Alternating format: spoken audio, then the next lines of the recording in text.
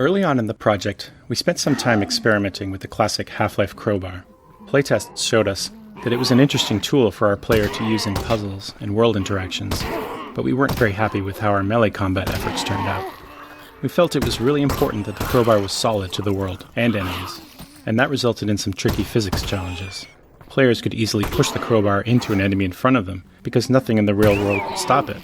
Indeed, without that real-world physical feedback, we found playtesters exhibited a wide variety of swing behaviors. Some would waggle the controller rapidly, others would put their whole body into it. At the same time, playtest response to our pistol prototype was very positive, especially around the more complex reloading mechanics.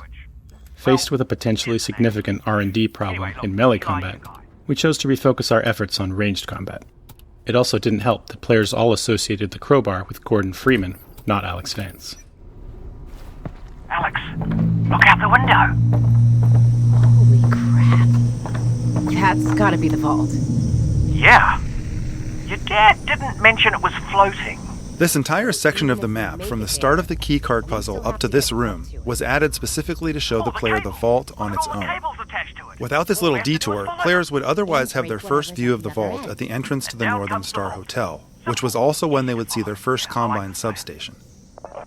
So much new information all at once led many players to confuse the vault with the substation, or just miss it entirely, so we created this area of the train station to highlight the vault on its own. Even though players are required to enter this room to get the second keycard, they still wouldn't necessarily notice the vault outside, so we added some dialogue with Russell about looking out the window to see it. This may be a bit heavy-handed, but it was necessary to solve the problem of players not recognizing the vault when they saw it later in the game.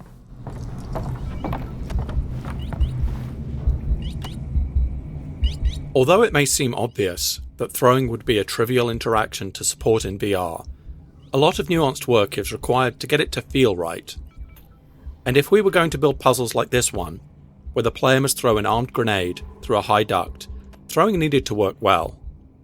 A typical VR game running at 90 frames per second will read the sensor data from the track controllers once per frame. This means the data is read every 11 milliseconds.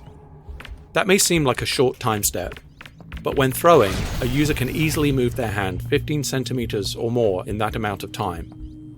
Additionally, the player may release the object by opening their hand or releasing the trigger at any point during their throwing motion. This makes reconstructing the act of throwing a virtual object an interesting signal processing problem. It's up to any given piece of VR software to derive the player's intent from the discretely sampled controller data, and we've learned a lot over the years about what works and what doesn't. In the lab, which we shipped in 2016, we sampled the controller's positional data every 11 milliseconds and used the sampled positions to compute the controller velocity at each time step. We then used an average of the computed velocity and direction over several frames before and after the object release to determine the velocity and direction to apply to the thrown object. Although this was functional enough to ship, it didn't always feel consistent, especially if the game's frame rate ever fell below 90 frames per second. Later, in the Index controller tech demo Moondust, we expanded on this algorithm by biasing towards higher velocity data. We also extended the SteamVR software interface to provide the controller's instantaneous velocity and acceleration data from the hardware inertial measurement unit, which is computed on the controller every 2 milliseconds. This meant that we did not have to calculate an estimate from the positions sampled by the engine only every 11 milliseconds as we had done on the lab. This was crucial to providing a more responsive feel, as it meant the throwing calculations were no longer tied to the rendering frame rate. After further experimentation, we arrived at the solution used in Half-Life Alyx, which takes 10 frames that preceded the release of the held object and averages the 3 frames bracketing the peak controller velocity in that time window. We have found that this tends to lead to a better approximation of precisely when the player intended to release the thrown object. This approach resulted in consistent, comfortable throwing, enabling us to rely on players being able to accurately throw grenades or any other objects with confidence. This optional toner puzzle is intended to train players not to blindly click on each junction without first understanding the implications. This particular puzzle is designed to have the side effect of tripping a fire alarm if the player merely clicks on each toner junction they encounter without looking ahead. An observant player can easily solve the puzzle without tripping the alarm, but a careless player will trip the alarm, causing a Combine soldier to come storming around the corner to investigate the noise.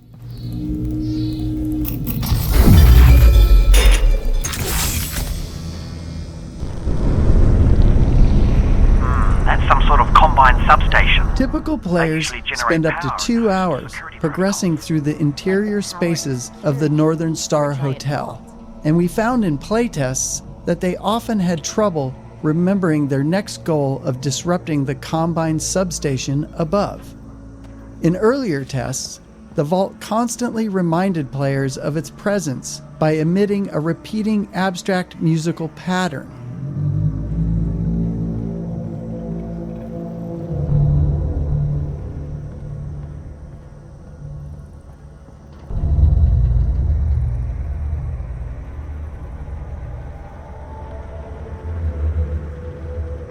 This pattern works so well at drawing and keeping the player's attention that we expanded and fictionalized it as a semi-musical sound design pattern, which we changed to emit from the Combine substation, representing it collecting and transmitting Vortigaunt energy to the vault.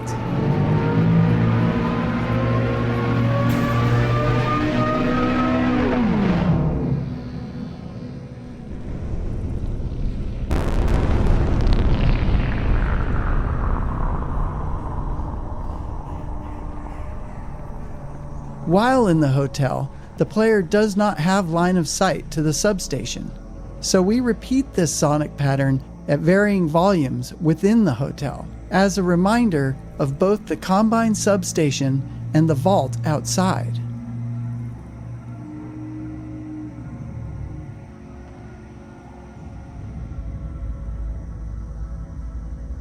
In fact, if you look closely at the Zen foliage when you are in the hotel, you will notice that it reacts visibly to the overspill of Vortigaunt energy as it flows from the substation.